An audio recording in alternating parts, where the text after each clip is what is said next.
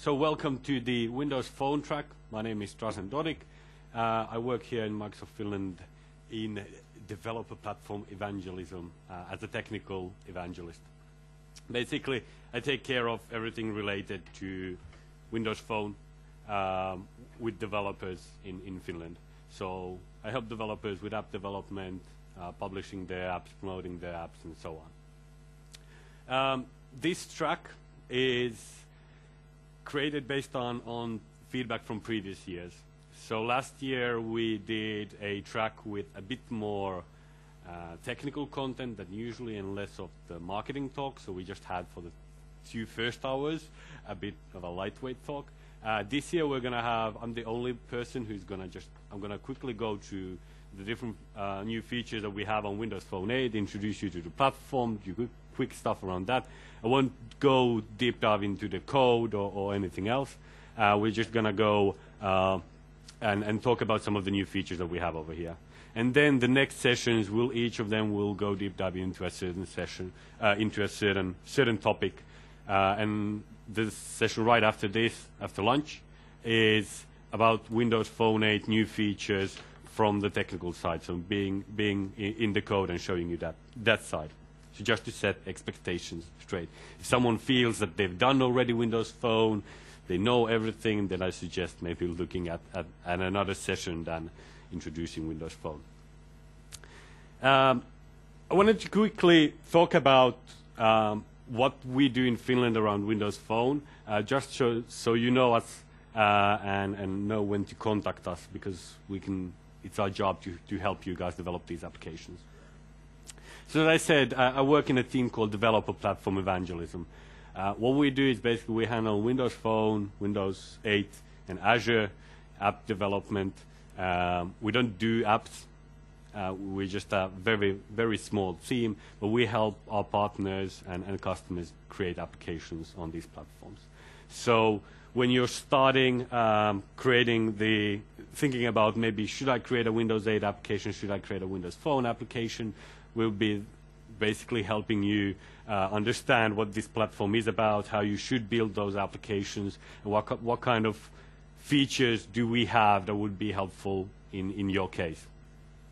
We organize a lot of training. Tech Days is, as you know, the biggest that we organize, but there's a lot of small hands-on training that we do at our office or around Finland. And I suggest going to microsoft.fi/app to see when these workshops are organized and to keep yourself up to date with these news. Msdn Flash newsletter, probably quite a few of you found out about Tech Days through the newsletter. So if you haven't signed up for that, it's a newsletter produced by our team. So it's for developers, it's for IT pros, and we talk about a lot of the events and the content that we have up. Then the startups over here. BizSpark is something that you should be aware of. So BizSpark gives you, it's for startups less than 5 years old, and gives you basically tools and support for Microsoft for 3 years. So it's a 3-year program. There's actually a BizSpark stand area over there. If you go past the next session room, there's one area over there. So one thing that's probably most important to you guys is app promotions. So we work on promoting applications on the Windows Phone Store, on windowsphone.fi, and other medias that we have. We're always looking for new applications that are published for Windows Phone, and we're looking for ways to basically showcase to the world what kind of developers do we have in Finland and what kind of applications are produced.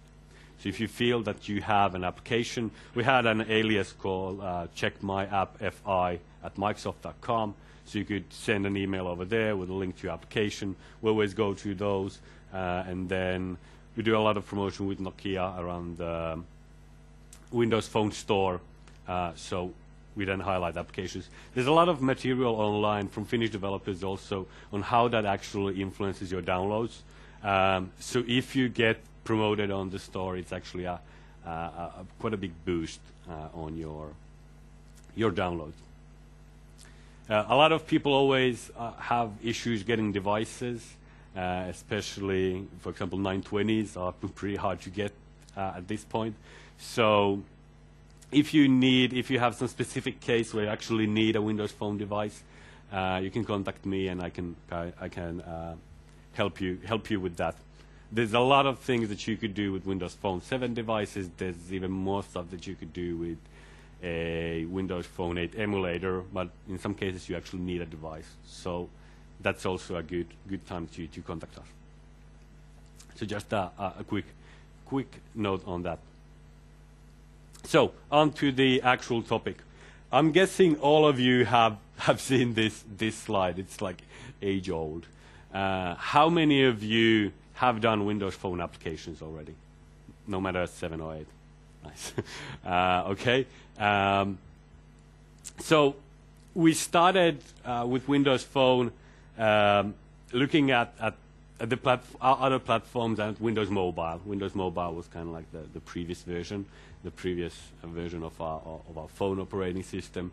And they all, including Windows Mobile, looked pretty much the same. So you had the approach is basically icons, and then you go to icons to execute certain actions and so on. When we then looked at Windows Phone, we decided that maybe rather than taking an approach to icons, maybe it should be about people. And this isn't just a fancy marketing thing. It's actually something that you should think about as a developer also. So keeping in mind when you design these applications, when you design your live tile, keeping in mind that live tile should be relevant. It should be personal. Good examples are the traditional ones. So if I have people, for example, the traditional Microsoft approach is it's a messenger body. And none of my friends do look like the messenger body, so it's actually good to have some of my own people actually there. Creates the feeling that it's my phone. It feels personal. And relevant, I love using the weather application as the example, because in Finland, it's great when you have those weather applications that always show the static icon, the sun. And for example, this weekend, you look at it, it says the sun, and then you tap on it, it says, sorry, -20, and it's snowing outside.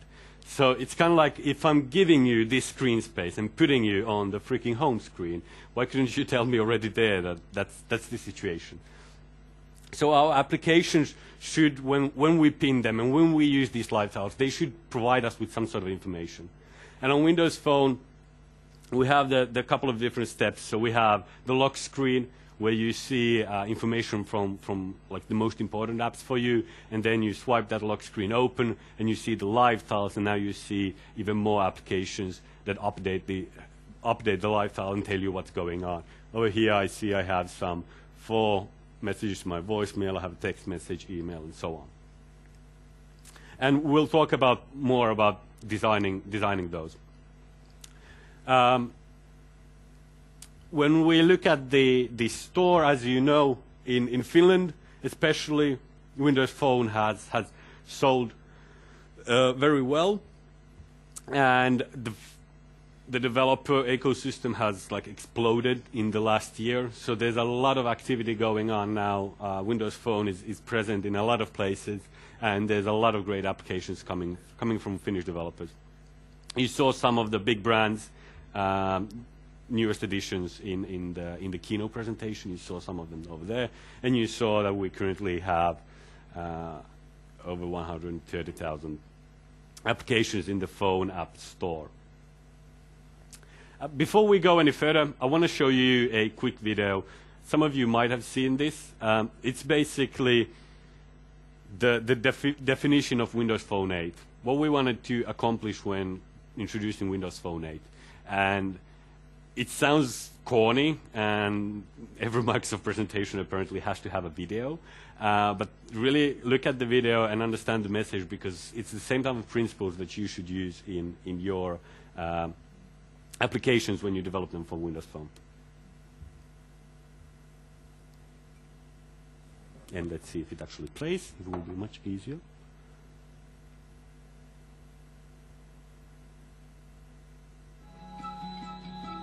We are not for everybody. We're for the individual. We're for the food lover, the movie lover, the road tripper, and the music mentor. We're for the gamer, the fashion hunter, the page turner, and the single dad. We're for the socializer, the working mom, for Thomas and Tommy, the tomboy and Tom. We're for the playmaker, the deal seeker, twin brothers, and the up-all-nighters. So when we set out to make a smartphone, we didn't make one for all of us. We made one for each of us. So the whole message is kind of the same thing as with live tiles. We create a phone that feels personal. We create a phone that feels relevant to us, to that user, not a generic phone that would look the same with everyone. So if you have a Windows phone in your pocket and your neighbor has a Windows phone in your pocket, you open them up and look at them, they probably don't look the same. They have information that's relevant to me, and each of your phone looks like your phone. Just a couple of really basic stuff. So when you decide that now I'm going to develop Windows Phone, I'm going to develop an application, what you need is, for Windows Phone 8 development, you need a Windows 8 machine, but the development tools are free. So you can get Visual Studio Express, and you can get Expression Blend, or Blend for Visual Studio as well. So Visual Studio is more for the development part. I'm going to quickly show you that. And then Blend is for creating the user experience. Some of you who know me know that I'm a huge fan of Blend. And it has quite a big learning curve. Like when you first touch it, it should kind of look like Photoshop, but it looks nothing like Photoshop. And it doesn't look quite like Visual Studio. So somewhere in the middle, and a lot of people find it quite hard to get started with Blend. But once you learn how Blend works, you understand that it's the same patterns, and you can quickly create your UIs. There were some features in it called like importing Adobe files and converting them into Windows Phone, so you could design your whole application in Photoshop or Illustrator, file import Illustrator file, Photoshop file, and then have a Windows Phone project out of this. And the tools are, as you know, Microsoft has a big bet on the whole ecosystem, and tools are a big part of it, and enabling people to build these applications. So tools are extremely powerful, and the emulator that we have with Windows Phone it really almost makes this unnecessary, like for testing purposes. The only places where you actually need a device is, well, a camera is one, performance, these type of things. But for example, you can test location and so on, everything in the emulator. I'm going to show you quickly those. Now, if you want to test it on a device, or if you want to put it to the store, you need a developer account. Now, developer account is $99 a year, but it's free if you're a startup, student, or startup in a BizSpark, you're a student, or if you have an Msdn Ultimate subscription, and you go log into your Msdn subscription, go under My Benefits, and you'll find a promotional code for Windows Phone and Windows 8 Store, so you can register for free for 1 year. Once you get that account, you can developer unlock this device, which basically means you plug it in USB by USB cable to your computer. You open up the Windows Phone developer registration tool, type in your credentials, and register this phone as a developer phone. It basically means that then you can sideload applications to this. And go Visual Studio, instead of running emulator, you say deploy to the device, and it goes on the device and you can test it out. And if it's plugged in with a cable, you can hit the breakpoints and so on. Sorry about my voice. Like probably many of you, I've catched the nice cold. So the emulator allows you to test a lot, but then using the device in performance and so on. There are some limitations when you register that account. You can unlock only 3 devices by default. So developer registration only on 3 devices. You can then remove a device, register another device. Or, and then the other is how many applications can you sideload on this device. Why we do this is basically we don't want apps to start floating around and being having ZAP files, the Windows Phone applications, installed without going to the Windows Phone store. Because the Windows Phone store does all the checks. The Windows Phone store makes sure that the applications that we publish over there are safe and can be installed on the devices. So by default, you have to be a developer to register that device, and you have limitations on how many devices can you register, how many applications can you deploy.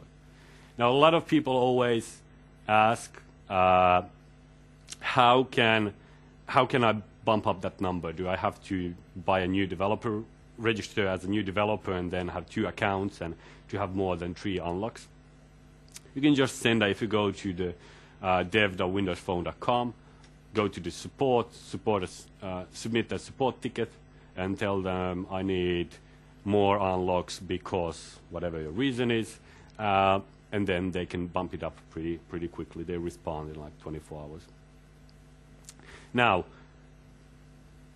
a lot of these cases say, can I have like 10 developer registrations because I need to test the application before I publish it? And it's important to know that for those cases, you don't need to register these devices. On Windows Phone Store, when you publish your applications, there's 3 ways that you can publish them. So you publish public, basically means goes to the full process. At the end, it provides you with a link to the application inside the store, and it indexes in all the searches, and everyone can find your application. The second one is, it used to be called private distribution, but someone thought that that was too easy, so now it's called targeted application distribution channel. So using the targeted application distribution channel, you submit your application over there, and you just receive the link. It doesn't index in the searches or anywhere, so only the people with that link can access the application. Of course, if the link gets out, anyone who can find it will be able to download your application. So it's not a safe way to limit to a certain group. But then there's beta application distribution. And it basically means that you put your application over there, it goes through the process extremely fast, and it doesn't go through all of the verification because you define the live IDs of the people who can test your application. The number was bumped up to somewhere around 1,000 users, so you can send invites and tell these people can test out the application. It's not in a public store, it's not only those people can test out the application and give you feedback. Today, the last session, Vesku, who is Vesa-Matti Paananen, who's the takes care of Windows Phone sales and marketing and so on, is going to talk about the company distribution and how to basically use a Windows Phone in enterprise. So with Windows Phone 8, we got a company hub, which basically means that inside this phone, I have an application called My Company Hub, or whatever you want to call it, Microsoft IT or whatever. And when I tap on that, I can find the applications that are distributed only inside my company. So that's kind of one extra way. This wasn't before available on Windows Phone, but it came with Windows Phone 8. And the last session today, we'll tackle more on how to actually set up this and how to manage these devices and what makes Windows Phone a great phone for business users.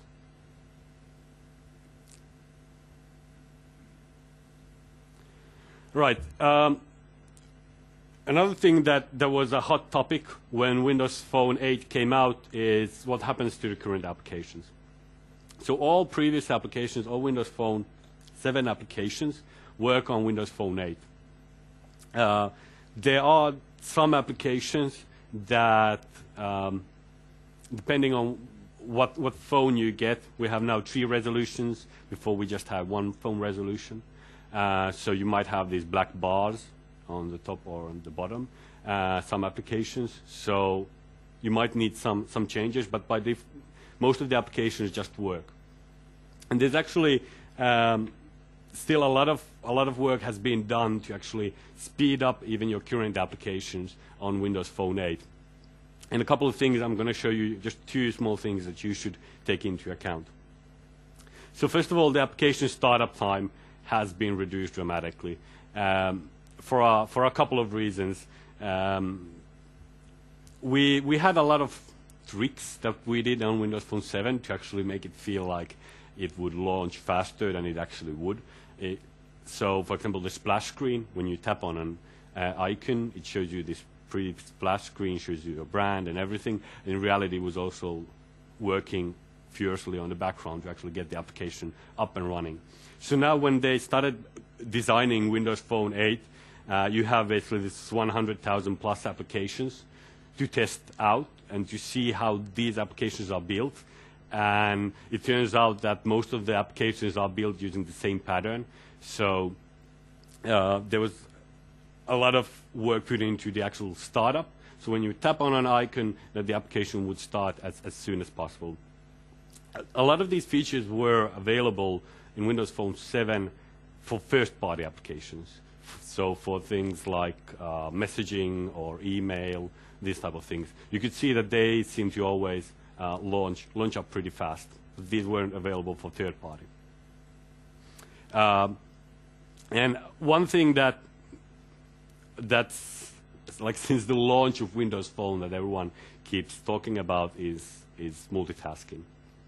And now, like after Windows Phone 7.5, it calmed down and people started to understand how it actually works. But let me just quickly flip over here if you haven't seen this. All right.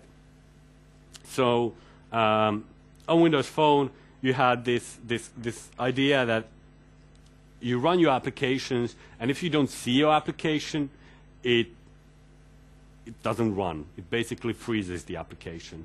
It's still in the backstack. You have some possibilities to save certain information and so on. But if I look at this, all of these applications that are here in the background are applications that aren't actually running.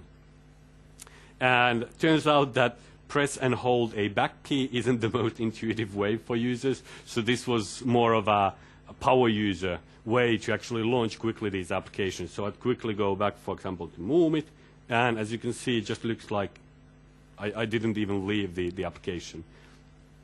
But if I go and open it from icon, it starts a new fresh instance, and then it takes a while to actually start up the application.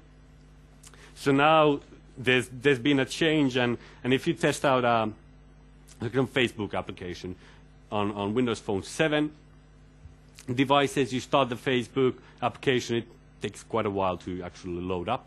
On Windows Phone 8, it loads up much faster because in Windows Phone 8, it by default goes and resumes it instead of always switching to the application and starting a new instance. So there's a lot of these small tweaks done that were available and that were done for a long time on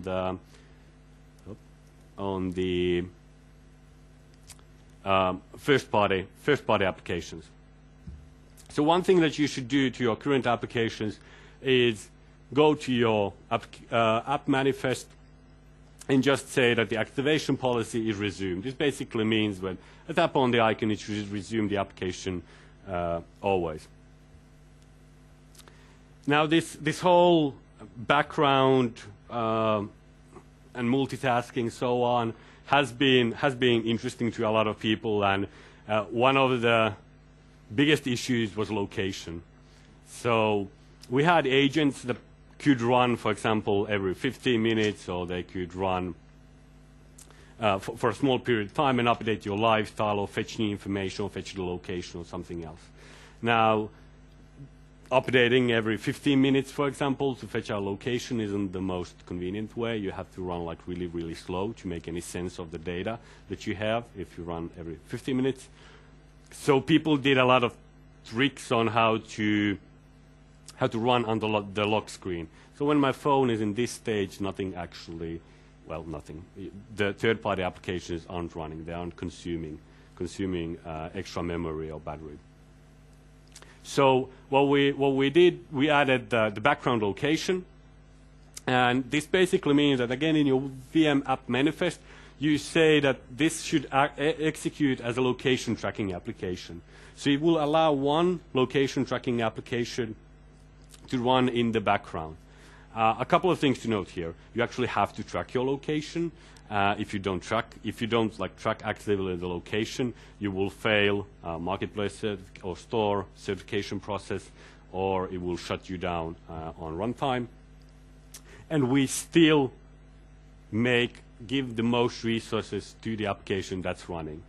So if I start Angry Birds from my phone now and start playing, and it requires more and more resources, and I might have to shut this location tracking application or freeze it down because the Angry Birds game needs it more. Because Angry Birds is the thing that I see on my screen. I don't want it to feel laggy. I want it to feel fluent, and then I would run this in the background when possible. These are just a couple of basic things that you should take into account. And there's if you go to the Windows Phone themed developer blog, you'll find good instructions on what to actually do to light up your feature, your application from a current 7 application to Windows Phone 8. Just keep in mind when you create a new application, don't necessarily every time create a Windows Phone 8 application, especially in Finland. We have a big install base of Windows Phone 7 devices. So when you create a Windows Phone 8 application, it will run only on Windows Phone 8 devices. If you create a Windows Phone 7 devices, it will run on both. Windows Phone 7 application, it will run on both. So only create your Windows Phone 8 applications when you actually need the features from there. When you actually find it valuable to have some of these features, NFC or something else. I'm going to go quickly through the 8 things every developer should know about Windows Phone 8.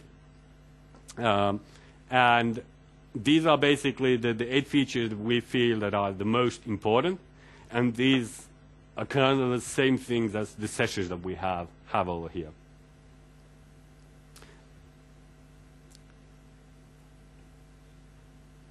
So, first of all, the shared core with Windows. This is an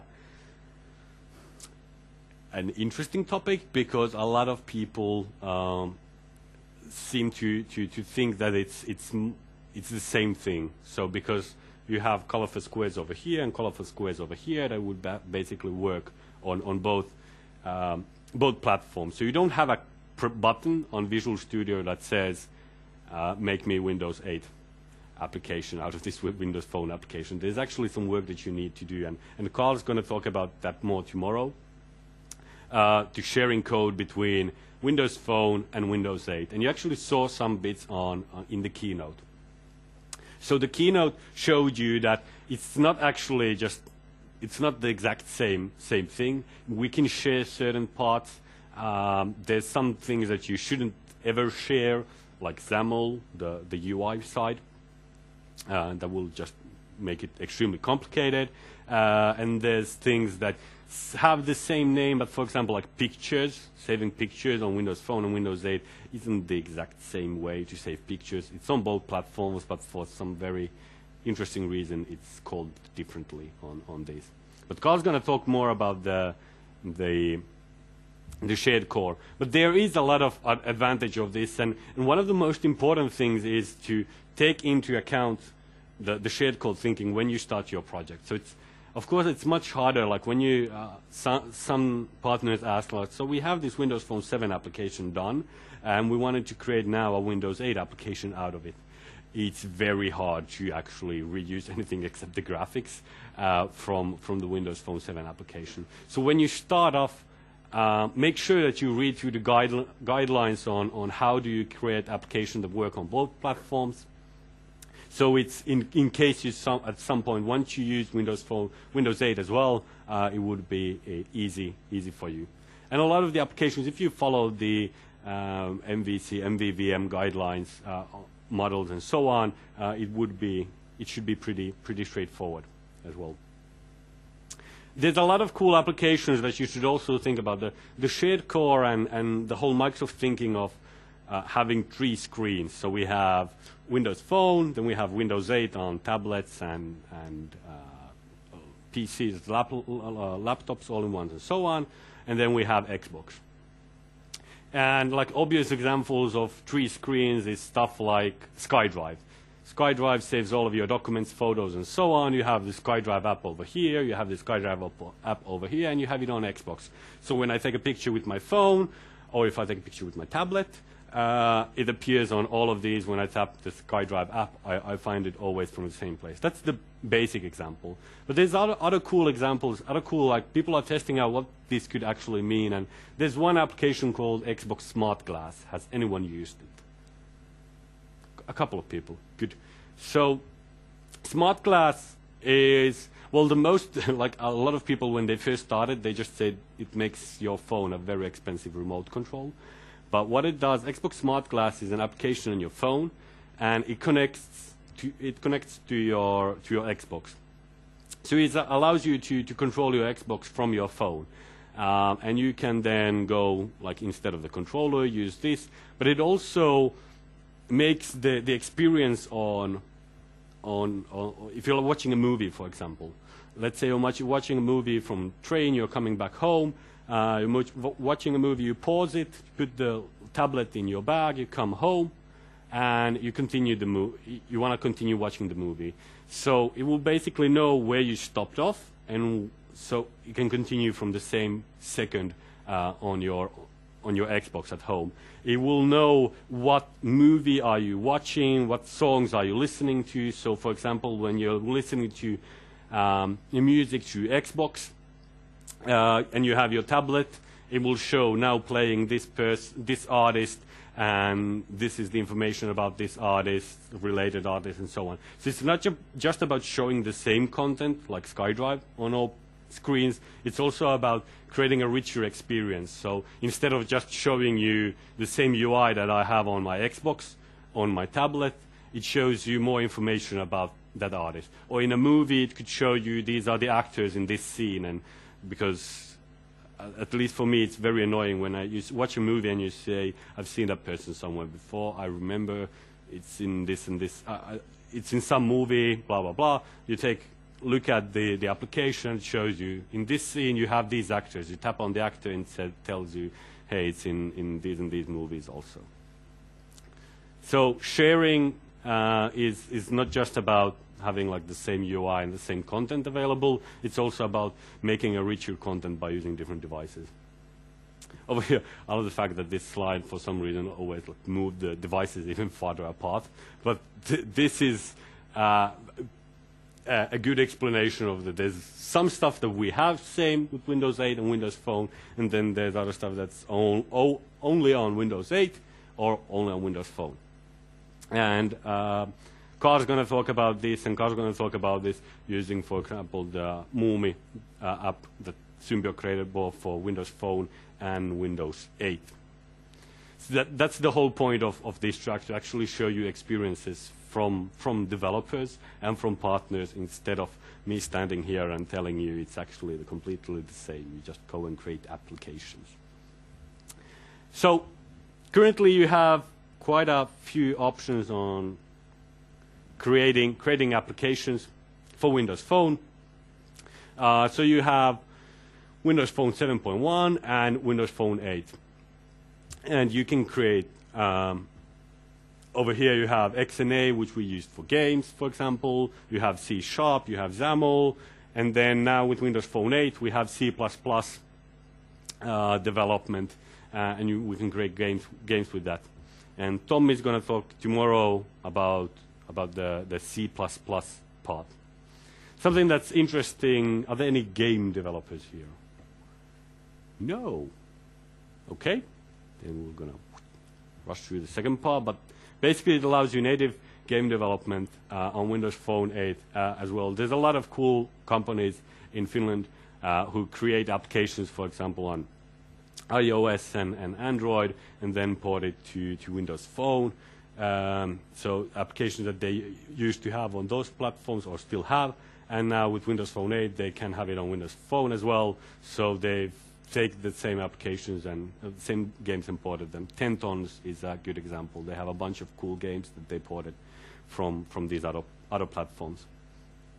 Of course, a big thing is Unity and the other middleware that we have available at game developers, usually now coming to Windows 8 and Windows Phone. Unity hasn't announced yet when the first bits will be publicly available for Windows Phone or Windows 8, but still waiting on that. You heard some amazing stories in the keynote about JavaScript performance and IE. So we have basically the same IE engine on Windows Phone. So if it works on Windows Phone, if it works on your IE on your desktop, it will work on Windows Phone. Of course, your desktop might have a bit more performance than Windows Phone. There's a lot of cool demos. You can look for this demo called Yeti Bowl, which is basically take a normal website, copy-paste all of the content to a Visual Studio project, run it. It appears to be now a Windows 8 application. So you can just directly take that same HTML, JavaScript, CSS, run it inside Windows 8, and you can also run it from Windows Phone. Another thing that's interesting is text-to-speech and speech recognition and the speech APIs that we have now. So it's much easier now for developers to take advantage of these things like Nokia Drive and these hands-free type of situations. Of course, this is very important for them as well. NFC, the last session of this track, so tomorrow, the last session in Windows Phone is a level 400 session about NFC. So what NFC enables on Windows Phone? It's from the Nokia tech wizards who've been working with this a lot, and they'll be able to explain a lot of the details.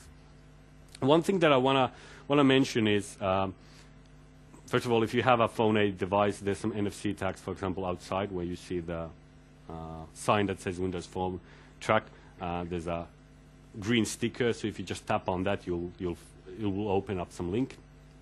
Well, one thing that I want to make sure that you understand, there's a lot of talk about the mobile payment and the wallet that we have on Windows Phone. NFC and wallet are not the same thing. So NFC can run without the wallet, and wallet can run without the NFC. The whole mobile payment thing, of course, requires both of them, but it bases on the fact that the secure element is on the SIM card, and currently the only operator allowed to test drive this is Orange in France. So this is not implemented yet widely. Not that there are any huge amount of points in stores where you could actually use that to pay. Now we have some NFC abilities, we have some Bluetooth and so on. But there's a lot of new stuff coming up and a lot of stuff changing, but the same principles stay as from Windows Phone 7. We still have a pretty sandboxed model on how your applications run. So your applications can directly talk to other applications, and there's some more choices around that. You could save, for example, to a memory card, and then the other application could read from there. You could register file types. So .Drazen Dodik would open always my application to open those files, and you can do these type of things. But the same principle stays, that our applications are isolated, and they run in the same way in a lot of cases, and Windows Phone 7. So Nokia Maps are now on all Windows Phone devices, not only on the Nokia devices. There's probably the most interesting thing is the offline maps. So you can use from your application offline maps, and I'd say that Nokia has some very, very good probably even better examples than Msdn on how to use these maps and so on. So if you go to Nokia Developer, you'll find a bunch of resources over there as well. You could use turn-by-turn navigation control on the map and so on. There's a bunch of cool demos. Let me see if I can quickly. I had one video up device, and as you can see, it was on stage. So now I'm using these. Can you see it? Well, yeah, just quickly to show you some of the demos. So you could have map, and then it's very easy on actually integrate with the map. The old Bing Maps is still there, but from like this point forward, we will use the Nokia Maps. Calculating distances and so on. These are all of the demos that we have available. The source code is available. You'll have these slides later available to you, so you can just click on the links and get to the same demos. So you could quite calculate distances between points and so on. You could check the address of some certain location. Let's see, let's go over there. Tap the map. Oh. Jump over there. It shows me. So it picks up the address. There's a lot of creating maps and routes and using offline maps. All of these are demos that are available to everyone. One more. All right. Lenses are a cool way that you can use the camera. So basically, lenses are used when the user wants to take a picture, they want to apply some filter to it, or they want to do something else with the picture, and these lenses applications kind of sit on top of the camera. Good examples of this are Nokia Smart Shoot, which basically allows you to take a picture of, let's say you want to have a group picture with a couple of friends, and there's always that one guy who keeps his eyes closed when you take a picture. So when you take a Smart Shoot picture, it takes multiple pictures, it recognizes the faces, and you can magically make people happy and make everyone in your picture happy. So you can just replace the sad face with the happy face. They have Cinemagraph, which allows you basically, you've seen those cool pictures where you have a still picture and just like one part of the picture is moving, like the girl standing on the middle of the road, it's still picture, but her hair is moving in the wind. The Cinemagraph pictures, there's a lens for that. Microsoft Research just a couple of days ago released Blink. So you take a picture. You want to take a picture, for example, of someone jumping or doing some trick or whatever. So Blink would actually take just a series of pictures. So as soon as you start pressing on the camera button, it starts taking a series of pictures, and then you can just choose which of those pictures was the best one for you. Again, camera is one of the things that Nokia is pushing for very much. So remember to also check out developer.nokia.com for some of the examples that they have over there. And of course, lenses allow you to apply some effects to images. So when they use the camera, move it around, you would have some effects.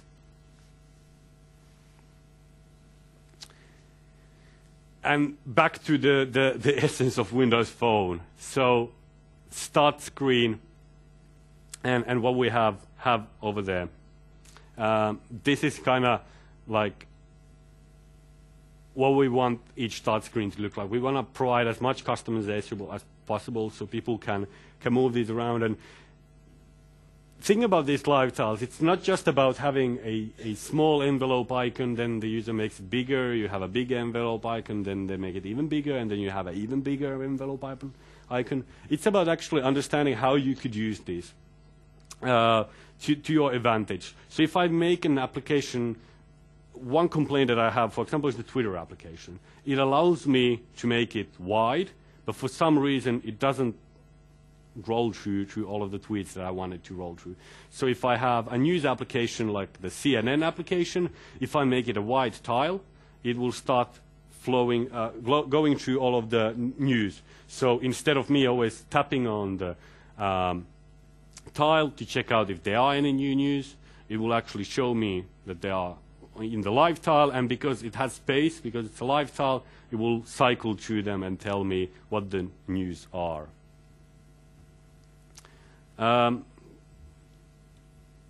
We have, if you've done live tiles for Windows Phone 7, you know that it was pretty restricted, but now we have more options, but still some restrictions. So basically we have 3 types: iconic, flip, and cycle. You see what these are about. So iconic is just showing an icon and number of notifications.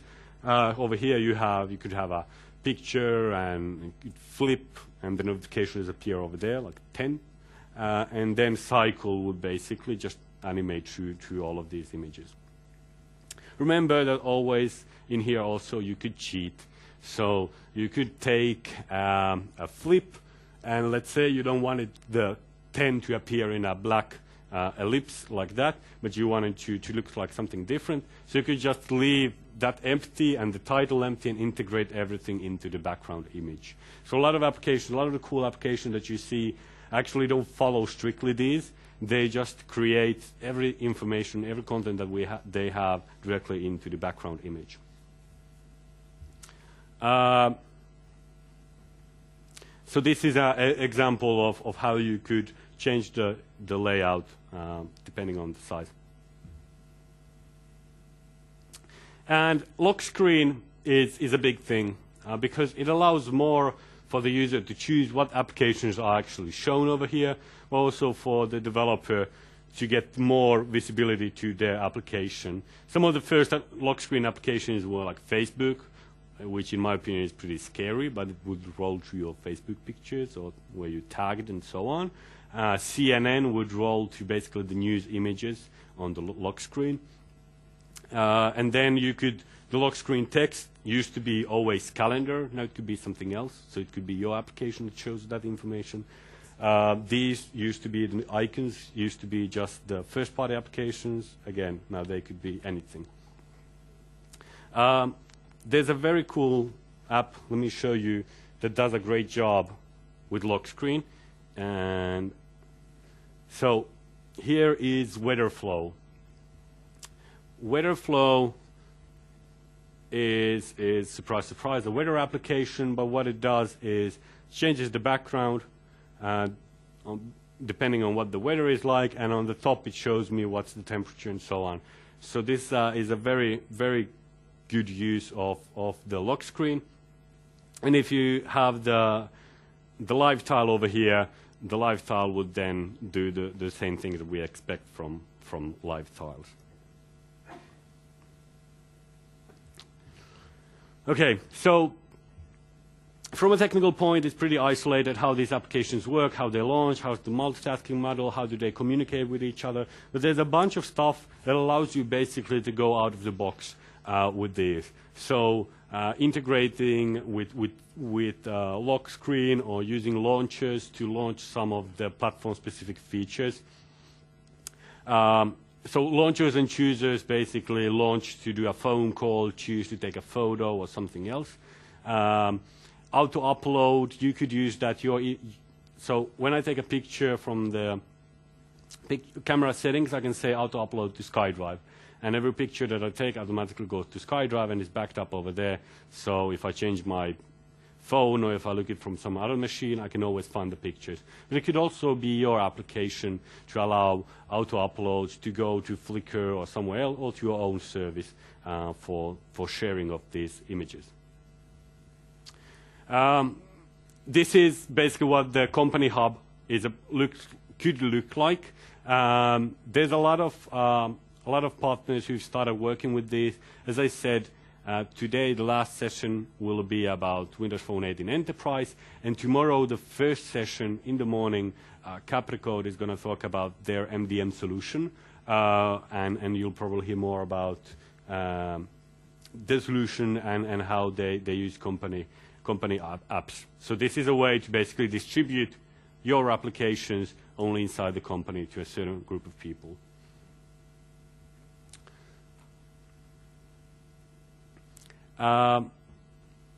So, quick recap. What are the 8 things that you should take into account when thinking about Windows Phone 8 applications? Shared code. So shared core. So thinking about, I'm creating my application, how can I make it run on Windows Phone and Windows 8? Windows Phone has a good installation base. It works. It's a lot of operators have been selling it. It's been top of the charts for a while now. But Windows 8 is a massive piece as well. The PC install base is pretty huge. So how can you take advantage of that as well? IE 10, so remember we run the same IE on Windows Phone. One thing to remember is on Windows 8, so tablet PC, we can create native HTML, JavaScript applications. On Windows Phone 8, we don't have that. On Windows Phone 8, we have a thing called web browser control, which basically sits inside an application, and you can populate it with HTML, JavaScript, CSS content. Games, so C++, for example, hopefully in the future, Unity and others, using the speech APIs to launch your application from the start screen, to allow user to control your application using speech. NFCs and mapping from a big focus also on Nokia, and lenses allowing you to work together with the camera. So quickly, finally, someone at Microsoft has understood that it doesn't make sense to have on 1 million locations the information. So if you just go to dev.windowsphone.com, you will find everything related to Windows Phone. If you go to dev.windows.com, you will find everything related to Windows 8. You'll find case examples.